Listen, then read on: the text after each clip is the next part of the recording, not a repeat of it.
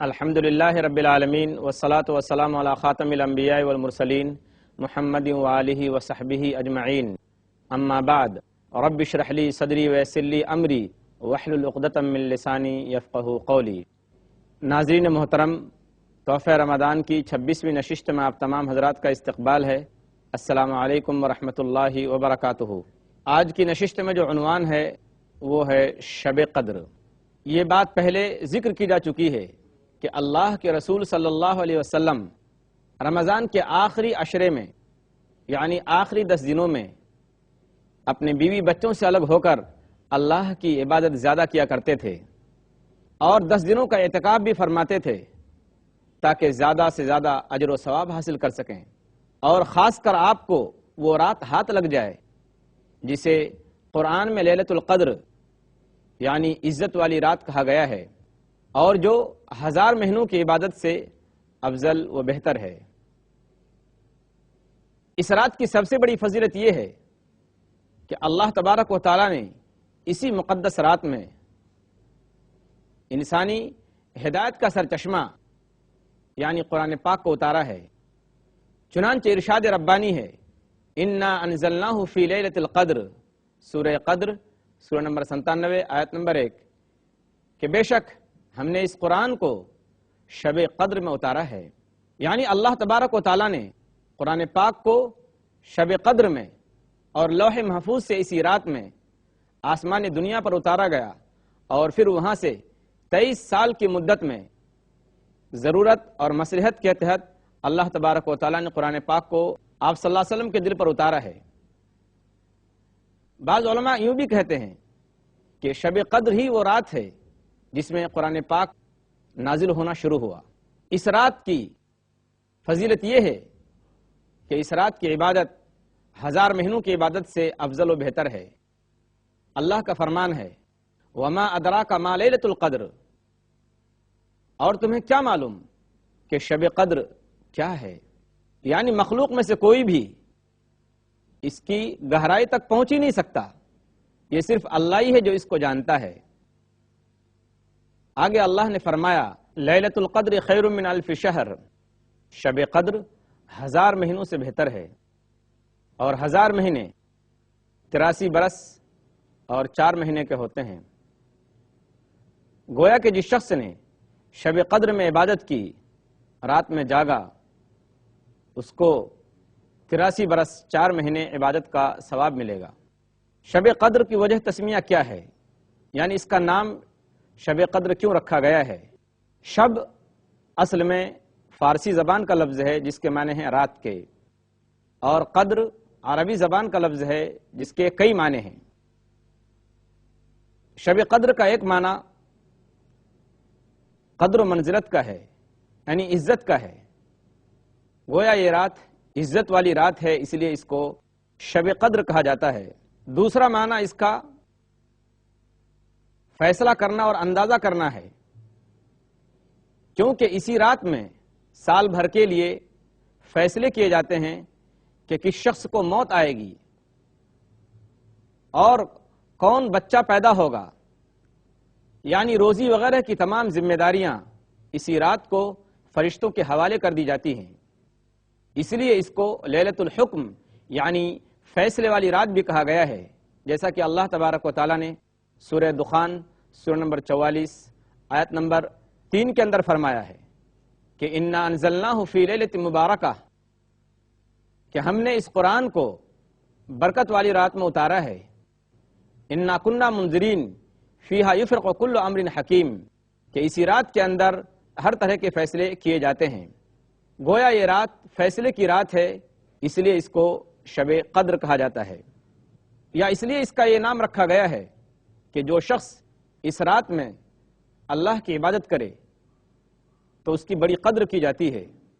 اور اس پر بڑا اجر و ثواب ملتا ہے۔ گویا یہ سارے نام ہیں اس رات کے، اس بڑی رات کے۔ اب آپ سوچ سکتے ہیں کہ اللہ کے نزدیک اس رات کی کیا اہمیت ہے۔ ناظرین محترم، یہ رات ایسی ہے کہ اس رات میں فرشتے اترتے ہیں، اور یہ رات سراسر سلامتی کی رات ہوتی ہے۔ اللہ تعالیٰ فرماتا ہے، تنزل الملائکۃ والروح فیہا باذن ربہم من کل امر سلام ہی حتی مطلع الفجر، کہ اپنے رب کے حکم سے ہر کام کو انجام دینے کے لیے فرشتے اس رات میں اترتے ہیں اور روح بھی یعنی جبریل علیہ السلام بھی اترتے ہیں، اور یہ رات سلامتی کی ہوتی ہے اور اس میں رحمتوں کی بارش ہوتی ہے اور یہ سلسلہ طلوع فجر تک رہتا ہے۔ شب قدر کی عبادت پچھلے گناہوں کی معافی کا ذریعہ ہے۔ اللہ کے رسول صلی اللہ علیہ وسلم نے فرمایا، عن ابی ہریرہ رضی اللہ عنہ ان رسول اللہ صلی اللہ علیہ وسلم قال من قام لیلۃ القدر ایمانا واحتسابا غفر له ما تقدم من ذنبه۔ صحیح بخاری کتاب الصوم باب فضل لیلۃ القدر، حدیث نمبر 2014، کہ جس شخص نے شب قدر میں ایمان کے ساتھ اور اخلاص کے ساتھ جگ کر اللہ کی عبادت کی، اس کے پچھلے گناہ معاف کر دیے جائیں گے۔ اس رات سے محروم ہونے والا، اس رات کی عبادت سے محروم ہونے والا اور اس رات کی برکت سے محروم رہنے والا بدقسمت انسان ہے۔ اللہ کے رسول صلی اللہ علیہ وسلم نے فرمایا، عن انس بن مالک رضی اللہ عنہ قال دخل رمضان فقال رسول اللہ صلی اللہ علیہ وسلم ان هذا الشهر قد حضركم وفيه ليلة خير من الف شهر من حرمها فقد حرم الخير كله ولا يحرم خيرها الا كل محروم۔ صحیح سنن ابن ماجہ جلد 1 حدیث نمبر 1333۔ انس بن مالک رضی اللہ تعالیٰ عنہ سے روایت ہے کہ جب رمضان کا مہینہ آیا تو آپ صلی اللہ علیہ وسلم نے فرمایا کہ اے لوگو، تمہارے اوپر ایک مبارک اور برکت والا مہینہ آ گیا ہے، اس میں ایک رات ایسی ہے جو فضیلت کے اعتبار سے اور درجے اور ثواب کے اعتبار سے 1000 مہینوں سے افضل و بہتر ہے۔ جو شخص اس رات کی عبادت سے اور اس رات کی فضیلت اور برکت سے محروم رہا وہ صحیح معنی میں بدقسمت ہے، اور اس رات کی فضیلت سے وہی شخص محروم رہ سکتا ہے جو بدقسمت ہو۔ ناظرین محترم، شب قدر جس کی فضیلت کے بارے میں نے آپ کے سامنے حدیث ذکر کی ہیں، کسی خاص مصلحت کی وجہ سے اللہ تبارک و تعالیٰ نے اس کی تعیین اٹھا لی ہے۔ شب قدر کے سلسلے میں اتنا اختلاف ہے کہ تقریباً 40 اقوال علماء کے ملتے ہیں، مگر پھر بھی معتبر اور صحیح روایتوں کی بنیاد پر شب قدر رمضان کے آخری 10 دنوں میں ہے، اور آخری 10 دنوں میں بھی جو طاق راتیں ہیں، بے جوڑ راتیں ہیں، یعنی 21، 23، 25، 27 اور 29، ان 5 راتوں میں سے کوئی ایک رات شب قدر ہے۔ عن ابن عمر رضی اللہ عنہما قال قال رسول اللہ صلی اللہ علیہ وسلم تحینوا لیلۃ القدر فی العشر الاواخر او قال فی السبع الاواخر۔ صحیح مسلم حدیث نمبر 2767۔ ابن عمر رضی اللہ تعالیٰ عنہما سے روایت ہے کہ اللہ کے رسول صلی اللہ علیہ وسلم نے فرمایا کہ شب قدر کو آخری عشرے میں تلاش کرو یا آخری 7 راتوں میں تلاش کرو۔ ایک دوسری روایت ہے جو حضرت ابو ہریرہ رضی اللہ تعالیٰ عنہ سے ہے، وہ کہتے ہیں کہ اللہ کے رسول صلی اللہ علیہ وسلم نے فرمایا کہ اریت لیلۃ القدر ثم ایقظنی بعض اہلی فنسیتها فالتمسوها فی العشر الغوابر۔ صحیح مسلم حدیث نمبر 2768۔ ابو ہریرہ رضی اللہ تعالیٰ عنہ کی اس روایت کا مطلب یہ ہے کہ اللہ کے رسول صلی اللہ علیہ وسلم نے فرمایا کہ مجھے لیلۃ القدر دکھائی گئی، یعنی خواب میں مجھے لیلۃ القدر دکھائی گئی، پھر میرے گھر والوں میں سے کسی نے مجھ کو جگا دیا تو میں وہ رات بھول گیا، مجھ سے وہ رات بھلا دی گئی، لہذا تم رمضان کے آخری عشرے کی طاق راتوں میں یعنی بے جوڑ راتوں میں تلاش کرو۔ عائشہ رضی اللہ تعالیٰ عنہ سے ایک اور روایت ہے، وہ کہتی ہیں کہ اللہ کے رسول صلی اللہ علیہ وسلم نے فرمایا کہ تحروا لیلۃ القدر فی الوتر من العشر الاواخر من رمضان۔ صحیح بخاری کتاب الصوم حدیث نمبر 2020، کہ اللہ کے رسول صلی اللہ علیہ وسلم نے فرمایا کہ شب قدر کو رمضان کے آخری عشرے کی طاق یعنی بے جوڑ راتوں میں تلاش کرو۔ ناظرین محترم، یہاں ایک اہم بات جو ہم کو حدیث سے معلوم ہوتی ہے اس رات کے سلسلے میں، وہ بھی بتانا ضروری ہے۔ حضرت عبادہ ابن صامت رضی اللہ تعالیٰ عنہ سے روایت ہے کہ ان رسول اللہ صلی اللہ علیہ وسلم خرج یخبر بلیلۃ القدر فتلاحى رجلان من المسلمین انی خرجت اخبرکم بلیلۃ القدر وانہ تلاحى فلان وفلان فرفعت وعسى ان يكون خيرا لكم التمسوها في السبع والتسع والخمس۔ صحیح بخاری حدیث نمبر 49۔ اس حدیث کا ترجمہ یہ ہے، اللہ کے رسول صلی اللہ علیہ وسلم نے فرمایا، حضرت عبادہ ابن صامت کہتے ہیں کہ اللہ کے رسول صلی اللہ علیہ وسلم شب قدر کے بارے میں بتانے کے لیے نکلے تو دو آدمیوں کو لڑتے ہوئے اور جھگڑا کرتے ہوئے دیکھا، مسلمانوں میں سے دو آدمیوں کو جھگڑا کرتے ہوئے دیکھا، تو حضور اکرم صلی اللہ علیہ وسلم نے فرمایا میں تو اس لیے تمہارے سامنے نکلا تاکہ تم کو بتاؤں کہ شب قدر کون سی رات کو ہے، لیکن فلاں اور فلاں شخص آپس میں لڑائی اور جھگڑا کر رہے تھے جس کی وجہ سے اس کی تعین ہٹا لی گئی، ہو سکتا ہے اس میں تمہارے لیے بہتر ہو، لہذا تم اس رات کو 7ویں میں یعنی آخری عشرے کی 27ویں میں یا 29ویں میں یا 25ویں میں تلاش کرو۔ اس حدیث میں جو اہم بات ہے وہ یہ ہے کہ لڑائی اور جھگڑا کتنی بری اور ناپسندیدہ چیز ہے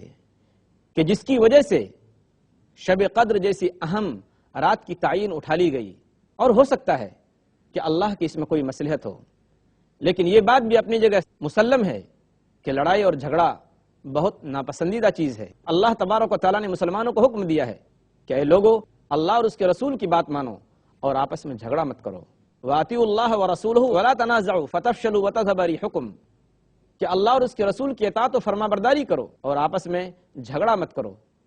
تو تم کمزور ہو جاؤ گے اور تمہاری طاقت ختم ہو جائے گی۔ اللہ کے رسول صلی اللہ علیہ وسلم نے تو حدیث میں فرمایا کہ دیکھو مسلمانوں آپس میں حسد مت کرو، ایک دوسرے کے خلاف سازش مت کرو، بغض مت رکھو کسی کے بارے میں، اور دیکھو سب مل کر بھائی بھائی بن کر رہو۔ جہاں یہ حدیث میں ہم کو یہ بات ملتی ہے وہیں ہو سکتا ہے اللہ کی اس میں کوئی مصلحت ہو، شاید یہ بھی حکمت ہو کہ شب قدر کو اللہ تبارک و تعالیٰ نے ایک رات میں فکس نہیں کیا، متعین نہیں کیا، تاکہ مسلمان زیادہ سے زیادہ راتوں میں جگ کر اللہ کی عبادت کریں، اور اگر شب قدر متعین ہو جاتی، فکس ہو جاتی کسی ایک رات میں، تو صرف ایک رات میں لوگ جگ کر اللہ کی عبادت کرتے۔ شب قدر کی عبادت کے لیے اپنے بال بچوں کو، گھر والوں کو جگانا سنت ہے۔ حدیث میں آتا ہے کان رسول اللہ صلی اللہ علیہ وسلم یجتہد فی العشر الاواخر ما لا یجتہد فی غیرہ، سنن ابن ماجہ حدیث نمبر 1429، کہ آپ صلی اللہ علیہ وسلم رمضان کے آخری 10 دنوں میں عبادت میں جتنی محنت کرتے تھے دوسرے دنوں میں اتنی محنت نہیں کرتے تھے۔ عائشہ رضی اللہ تعالیٰ عنہ کہتی ہیں کہ کان رسول اللہ صلی اللہ علیہ وسلم اذا دخل العشر شد مئزرہ واحیا لیلہ وایقظ اہلہ، صحیح بخاری کتاب الصوم حدیث نمبر 2024۔ اس حدیث کا ترجمہ یہ ہے کہ جب آخری عشرہ آتا، 10 دن باقی رہ جاتے، تو آپ صلی اللہ علیہ وسلم عبادت کے لیے اپنے آپ کو مکمل طور پر تیار کر لیتے تھے، راتوں کو آپ جگ کر اللہ کی عبادت کرتے تھے اور اپنے گھر والوں کو بھی عبادت کرنے کے لیے جگاتے تھے۔ اس لیے مسلمانوں کو چاہیے کہ خود بھی آخری 10 دنوں میں عبادت کا اہتمام کریں اور اپنے گھر والوں کو بھی جگائیں، اور خاص کر آخری 10 دنوں کی جو طاق راتیں ہیں، جو بے جوڑ راتیں ہیں، 5 راتیں یعنی 21، 23، 25، 27، 29، ان راتوں کو خاص طور پر جگ کر اس بڑی رات کا ثواب حاصل کرنا چاہیے۔ ناظرین محترم، شب قدر کون سی رات ہے؟ علماء کرام خاص طور پر جیسے حافظ ابن حجر رحمۃ اللہ علیہ اور علماء حنابلہ اور شیخ عبید اللہ رحمانی مبارک پوری رحمۃ اللہ علیہ رحمہم اللہ کا خیال ہے کہ شب قدر آخری 10 دنوں کی 5 راتوں میں منتقل ہوتی رہتی ہے، کبھی یہ 21 کو آتی ہے، کبھی یہ 23 کو آتی ہے، کبھی 25 کو، کبھی 27 کو اور کبھی 29 کو۔ صحیح مسلم کی ایک حدیث کے اندر شب قدر کی جو علامت ملتی ہے، حدیث نمبر 762، کہ شب قدر کے بعد یعنی دوسرے دن جو سورج طلوع ہوتا ہے اس دن سورج کی شعائیں نہیں ہوتی، اس کی کرنیں نہیں ہوتی، یہ شب قدر کی ایک علامت صحیح مسلم کے اندر موجود ہے۔ ناظرین محترم، اگر کوئی شخص کسی عذر کی وجہ سے آخری 10 دنوں میں جاگ نہیں سکا یا 5 طاق راتوں میں جاگ نہیں سکا، اللہ کے رسول صلی اللہ علیہ وسلم نے ان کے لیے 2 خوشخبریاں دی ہیں، یعنی ان کے لیے 2 حدیثیں ہیں۔ ایک حدیث وہ ہے جو حضرت ابو ذر غفاری رضی اللہ تعالیٰ عنہ سے روایت ہے۔ حضرت ابو ذر غفاری رضی اللہ تعالیٰ عنہ کہتے ہیں کہ انہ من قام مع الامام حتى ينصرف كتب له قیام لیلۃ، جامع الترمذی حدیث نمبر 806۔ اس حدیث کا ترجمہ یہ ہے کہ اللہ کے رسول صلی اللہ علیہ وسلم نے فرمایا کہ جس شخص نے امام کے ساتھ تراویح کی نماز پڑھی اس کو پوری رات عبادت کرنے کا ثواب ملتا ہے۔ ایک دوسری حدیث ہے، عن عثمان بن عفان رضی اللہ عنہ قال سمعت رسول اللہ صلی اللہ علیہ وسلم یقول من صلی العشاء فی جماعت فکأنما صلی نصف اللیل ومن صلی الصبح فی جماعت فکأنما صلی اللیل کلہ، جس شخص نے عشاء کی نماز جماعت کے ساتھ پڑھی گویا کہ اس نے آدھی رات اللہ کی عبادت کی، آدھی رات جگ کر اس نے اللہ کی عبادت میں صرف کیا۔ اور جس شخص نے عشاء کی نماز جماعت کے ساتھ پڑھنے کے بعد فجر کی نماز بھی جماعت کے ساتھ پڑھی، اس نے گویا پوری رات اللہ کی عبادت کی۔ ناظرین محترم، شب قدر کی جہاں اتنی فضیلتیں ہیں، آئیے ہم جائزہ لیتے ہیں اپنی شب قدر کا اور اس بڑی رات کا جس بڑی رات کی یہ فضیلت ہے۔ ناظرین محترم، شب قدر اللہ تبارک و تعالیٰ کی طرف سے مسلمانوں کے لیے ایک بہت بڑا انعام اور تحفہ ہے۔ اس کا تقاضا یہ ہے کہ اس رات کو اللہ کی عبادت کی جائے، قرآن پاک کی تلاوت کی جائے اور نفل نمازیں پڑھی جائیں اور ذکر و اذکار کیا جائے۔ اس رات کا تقاضا یہ ہے کہ دنیا و ما فیہا سے بے تعلق ہو کر اس رات کو اللہ کی عبادت کے لیے خاص کر دیا جائے۔ لیکن جب ہم اپنی شب بیداریوں کا جائزہ لیتے ہیں تو بڑی مایوسی ہوتی ہے۔ ہم اس رات کو بھی عام راتوں کی طرح سونے میں گزار دیتے ہیں، یا پھر مسجدوں میں یا مسجد کے باہر دائیں بائیں جو ہوٹلیں ہیں، جو دکانیں ہیں، ان میں بات کرتے ہوئے اور چائے پیتے ہوئے اپنا ٹائم پاس کرتے ہیں، فضول فالتو اور بیہودہ باتوں میں اپنا قیمتی وقت صرف کرتے ہیں، اور اس کے ساتھ ساتھ غیبت کر کے، چغلی کر کے اپنی آخرت خراب کرتے ہیں اور برباد کرتے ہیں۔ کچھ مسلمان تو ایسے ہیں جو اس رات میں ضرور جاگتے ہیں، اس رات کو مسجدوں میں گزارتے ہیں، لیکن وہ صرف مسجدوں میں اونگتے رہتے ہیں، نہ تو وہ قرآن پاک کی تلاوت کرتے ہیں، نہ نفل نمازیں پڑھتے ہیں، اور نہ ذکر و اذکار کرتے ہیں، اور نہ دعا و استغفار کرتے ہیں۔ وہ یہ سمجھتے ہیں کہ اس رات کو جاگ لینے سے ہی اس رات کی برکت حاصل ہو جائے گی، اور بغیر کچھ کیے ان کے نام اعمال میں 1000 مہینوں کا ثواب لکھ دیا جائے گا۔ جبکہ صحیح حدیث کے مطابق اللہ کے رسول صلی اللہ علیہ وسلم نے فرمایا، عن ابی ہریرہ رضی اللہ عنہ قال قال رسول اللہ صلی اللہ علیہ وسلم رب صائم لیس له من صیامه الا الجوع ورب قائم لیس له من قیامه الا السحر۔ سنن ابن ماجہ حدیث نمبر 1690۔ اس حدیث کا ترجمہ یہ ہے کہ بہت سارے روزہ رکھنے والے ایسے ہیں کہ جنہیں بھوکا پیاسا رہنے کے اور کچھ نہیں ملتا، اور بہت سارے لوگ ایسے ہیں جو راتوں کو جاگتے ہیں اور انہیں راتوں کو جاگ کر سوائے شب بیداری کے کچھ بھی ہاتھ نہیں آتا۔ لہذا مسلمانوں کو اس رات کی قدر کرنی چاہیے۔ اس رات میں شب قدر کے موقع پر ہمارے مسلم بھائی سائیکلنگ کرتے ہیں اور بائک لے کر، موٹر سائیکل لے کر ادھر ادھر کی سیر کرتے ہیں، اس رات کو بھی سیر و تفریح میں گزارتے ہیں۔ یہ بالکل درست نہیں ہے۔ اس رات میں جو کرنے والے اعمال ہیں وہ کیا ہیں؟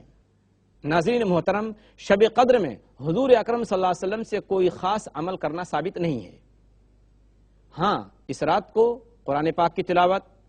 نفل نماز، ذکر و اذکار، دعا و استغفار میں گزارنی چاہیے۔ آدمی زیادہ سے زیادہ اپنے گناہوں کی معافی اللہ سے مانگے، اپنے گناہوں پر شرمندگی ظاہر کرے اور اللہ تبارک و تعالیٰ سے معافی مانگے، رو رو کر اللہ تبارک و تعالیٰ سے عاجزی و انکساری کے ساتھ دعائیں کرے۔ خاص کر وہ دعا پڑھے جو اللہ کے رسول صلی اللہ علیہ وسلم نے حضرت عائشہ رضی اللہ تعالیٰ عنہ کو سکھائی تھی۔ عائشہ رضی اللہ تعالیٰ عنہ کہتی ہیں کہ قلت یا رسول اللہ ارأیت لو علمت ای لیلۃ لیلۃ القدر ما اقول فیہا قال قولی اللہم انک عفو تحب العفو فاعف عنی۔ عائشہ رضی اللہ تعالیٰ عنہ کہتی ہیں کہ میں نے اللہ کے رسول صلی اللہ علیہ وسلم سے کہا کہ اے اللہ کے رسول صلی اللہ علیہ وسلم، اگر مجھے معلوم ہو جائے کہ فلاں رات لیلۃ القدر ہے، شب قدر ہے، یعنی بڑی رات ہے، تو میں اس رات میں کیا کروں، کیا کہوں؟ تو اللہ کے رسول صلی اللہ علیہ وسلم نے حضرت عائشہ رضی اللہ تعالیٰ عنہ سے فرمایا کہ اے عائشہ، جب تمہیں وہ رات معلوم ہو جائے تو تم اللہ تبارک و تعالیٰ سے یہ دعا کرو، اللہم انک عفو تحب العفو فاعف عنی، کہ اے اللہ تو معاف کرنے والا ہے، اے اللہ تو معاف کرنے والا ہے اور معاف کرنے کو پسند کرتا ہے، اے اللہ تو مجھے معاف فرما۔ تو آدمی زیادہ سے زیادہ اللہ تبارک و تعالیٰ سے یہ دعا کرے۔ عورتوں کے سلسلے میں شب قدر کے بارے میں ایک بات میں بتاتا چلوں کہ اگر کسی عورت کو اس رات میں حیض آ جائے یا اس سے پہلے وہ حیض کی حالت میں ہو، تو حائضہ عورت جس کو ماہواری کا خون آیا ہے وہ اس رات میں کیا کر سکتی ہے، کون سی عبادت کر سکتی ہے؟ حائضہ عورت کے سلسلے میں جو بات ہے کہ وہ 4 چیزوں کے علاوہ ہر عبادت کر سکتی ہے: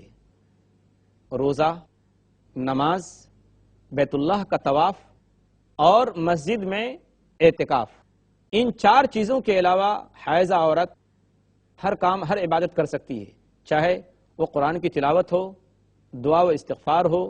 ذکر و اذکار ہو۔ یہ تمام چیزیں وہ اس رات میں کر سکتی ہے، اور زیادہ سے زیادہ ایسی عورت کو وہ دعا پڑھنی چاہیے جس کے بارے میں اللہ کے رسول صلی اللہ علیہ وسلم نے فرمایا کہ 2 کلمے ایسے ہیں جو زبان پر تو بہت ہلکے لیکن میزان میں، ترازو میں بہت بھاری اور اللہ کے نزدیک بہت محبوب ہیں۔ سبحان اللہ و بحمدہ، سبحان اللہ العظیم۔ اللہ تبارک و تعالیٰ کی اس میں تعریف ہے اور اللہ تبارک و تعالیٰ کی اس میں بڑائی اور تقدیس بیان ہوئی ہے، تو یہ دعا کثرت سے پڑھنی چاہیے۔ ہم دعا کرتے ہیں اللہ تبارک و تعالیٰ سے کہ اللہ تبارک و تعالیٰ ہمیں اس رات کی قدردانی نصیب فرمائے اور اس رات میں جگ کر زیادہ سے زیادہ اجر و ثواب حاصل کرنے کی توفیق عطا فرمائے، آمین۔ وآخر دعوانا ان الحمد للہ رب العالمین، والسلام علیکم ورحمۃ اللہ وبرکاتہ۔